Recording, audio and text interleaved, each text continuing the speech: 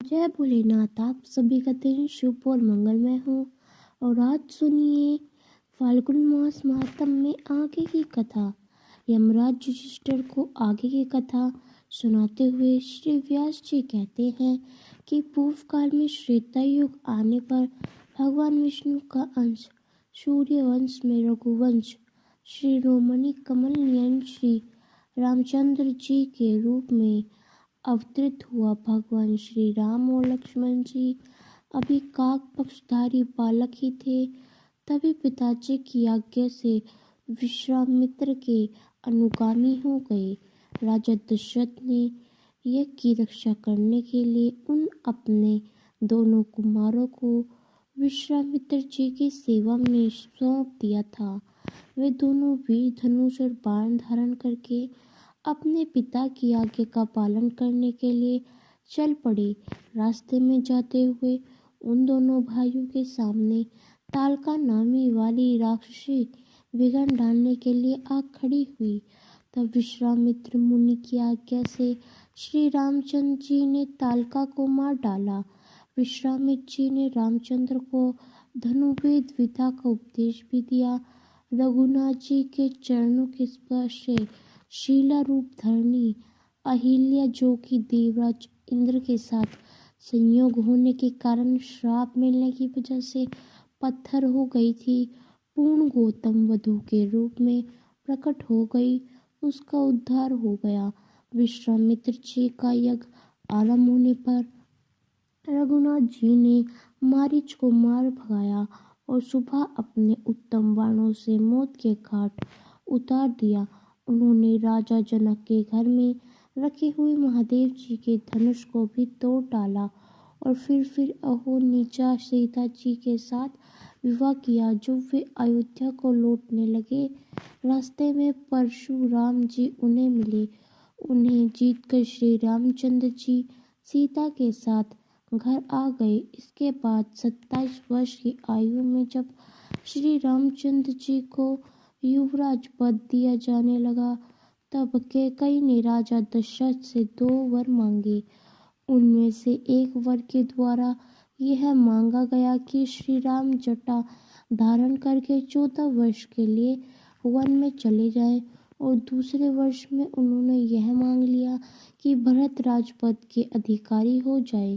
कैकेयी भोली भाली थी, उसने मंत्रा के बहका से ऐसा वर मांगा था। राजा दशरथ ने भी जानकी और लक्ष्मण जी के साथ श्री रामचंद्र जी को वनवास के दे दिया। श्री रामचंद्र जो 3 रात तक केवल जल पीकर रहे। चौथे दिन उन्होंने फलाहार किया और 5वें दिन चित्रकूट में पहुंचकर उन्होंने पत्तों की कुटिया बनाई। उस समय राजा दशरथ श्री रामचंद्र जी का नाम लेते हुए स्वर्ग को सुधार गए। उन्होंने ऋषि के श्राप को सफल बनाकर स्वर्गलोक को प्रस्थान किया और उसके बाद भरत और शत्रुघ्न चित्रकूट में आए। भरत ने पिता के स्वर्गगामी होने का समाचार बतला कर श्री रामचंद्र को घर लौट चलने के लिए समझाया। जब वे लौट चलने को राजी नहीं हुए, तब उन्हीं की चरण पादुका लेकर भरत और शत्रुघ्न नंदीग्राम को वापस लौट आए। वहां दोनों भाई राज्य की रक्षा करते हुए श्री रामचंद्र की चरण पादुका के पूजन में तत्पर रहे। श्री रामचंद्र जी महात्मा अत्रि से मिलकर फिर दंडकारण्य में आए और राक्षसों का वध उन्होंने आरंभ कर दिया। सबसे पहले विराट को मारकर उसके बाद सारे वर्षों तक की श्री रामचंद्र जी पंचवटी में टिके रहे। वहां पर उन्होंने लक्ष्मण जी के द्वारा शूर्पणखा नामक राक्षसी के को कुरूप कर दिया, अर्थात उसके नाक कान काट डाले। जानकी जी के साथ वन में घूमते हुए श्री रामचंद्र जी के आश्रम के पास में भयंकर राक्षस रावण आया। वह सीता जी का अपहरण करने के लिए आया हुआ था। माघ मास के कृष्ण पक्ष की अष्टमी को ब्रह्म मुहूर्त में जब श्री राम जी और लक्ष्मण जी दोनों आश्रम से बाहर चले गए, दशम रावण ने सीता जी को अकेली पाकर हरण कर लिया। रावण पहले मारीच के आश्रम पर गया था। मारीच मृग रूप में आकर लक्ष्मण सहित श्री राम को दूर हटाकर ले गया था, ताकि उनके हटते ही वह सीता जी को हरण करके ले जा सके। उधर श्री रामचंद्र जी ने मृग रूप धारी मारीच को मार डाला और फिर से लौटकर जब वे आश्रम पर आए तब उन्होंने आश्रम में सीता जी को देखा नहीं। आश्रम खाली था, सूना था। उधर सीता जी रावण के द्वारा हरी जाने पर कोड़ी की तरह विलाप करने लगी कि हे राम, मुझे राक्षस हरक लिए जाता है। आप आकर मुझे बचाइए, मेरी रक्षा कीजिए।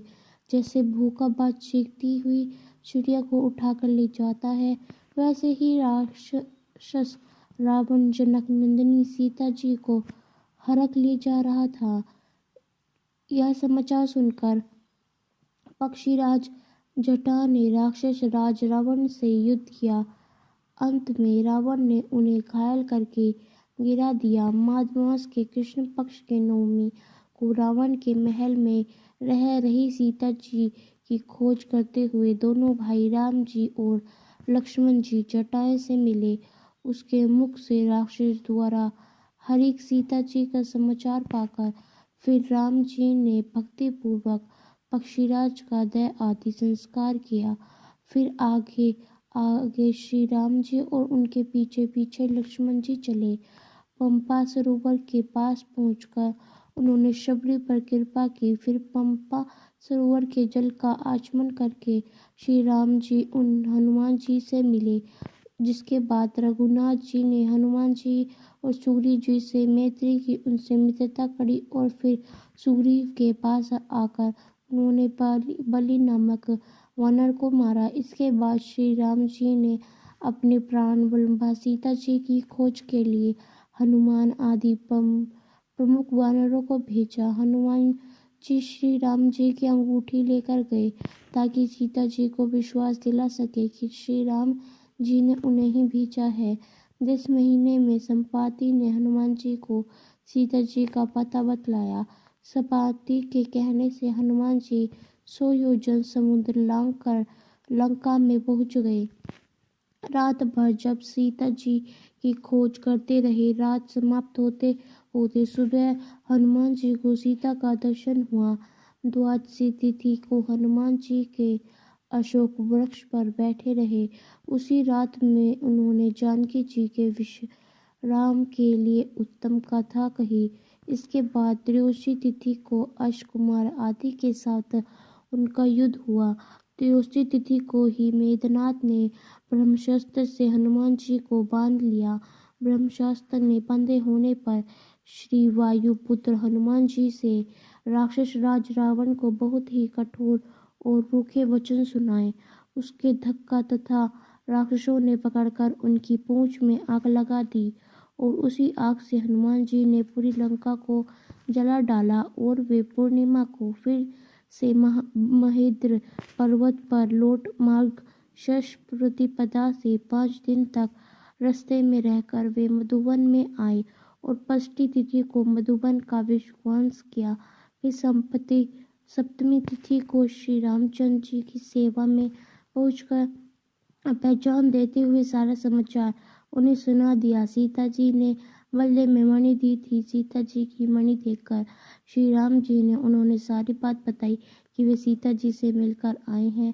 फिर अष्टमी तिथि को उत्तरा फाल्गुनी नक्षत्र में जब विजय संध्या मुहूर्त चल रहा था, ठीक दोपहर के समय श्री रामचंद्र जी ने प्रस्थान किया। आप सभी ने कथा सुनते हुए एक बात पर ध्यान तो जरूर दिया होगा कि जब भगवान श्री रामचंद्र जी ने सीता जी की खोज में यहाँ रावण से युद्ध करने के लिए जा रहे थे, उन्होंने भी खास मुहूर्त का इंतजार किया। उस खास मुहूर्त में ही उन्होंने अपनी यात्रा प्रारंभ कर की और यही कारण ही हमारे पुराणों में जो तिथि मुहूर्त किसी शुभ दिन के लिए बताया जाता है। इस नक्षत्र में आपको तिथि का संयोग होने पर इस तीर्थ स्थल में कुंड स्थल में जाकर आपको उसका दर्शन करना चाहिए।